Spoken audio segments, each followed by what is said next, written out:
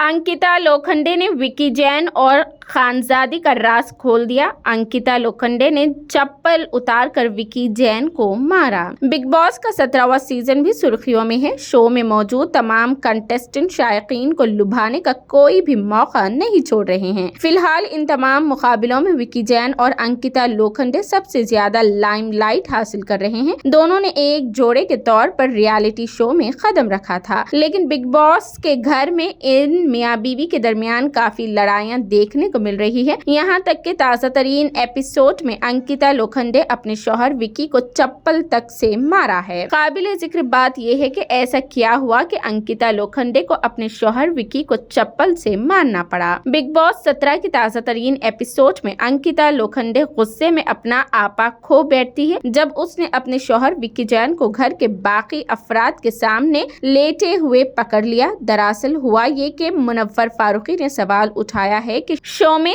दीमक का घर में रहने वाले विकी जैन ने अपना खाना ईशा, मालविया और दीगर के साथ शेयर किया था या नहीं। दिल का घर में रहने वाली ईशा ने मुनव्वर को बताया कि दम का घर की खानजादी ने दिमाग रूम के अरकान का पकाया हुआ खाना खाया है। काबिले जिक्र बात यह है कि विकी जैन और खानजादी ईशा के दावे पर यकीन करने से इनकार करते हैं। जब विकी जैन और खानजादी इल्जामात की तरदीद कर रहे हैं तो अंकिता लोखंडे भी वहां पहुंच जाती है। जब अंकिता लोखंडे को जब सारी बात मालूम होती है तो वो इंकशाफ करती है कि क्या इसने खानजादी को दिमाग रूम के अरकान का खाना खाते हुए देखा था। उसके बाद विकी जैन ने मजाक में अंकिता लोखंडे की गर्दन पीछे से पकड़ ली और उसे खींच लेते हैं। जब अंकिता लोखंडे ने विकी जैन को दूर ढकलने की कोशिश की तो विकी जैन ने उसे पीछे से पकड़कर उसका हाथ पकड़ लिया। इस मजाक के दौरान अंकिता लोखंडे विकी जैन को मारने के लिए उसके पीछे भागी, लेकिन जब वो नहीं रुके तो अंकिता लोखंडे ने अपनी चप्पल उतारकर विकी जैन को मारना शुरू कर दिया। इस दौरान बाकी के घर वाले मजे लेते हुए और अंकिता लोखंडे के हौसला अफजाई करते नजर आए।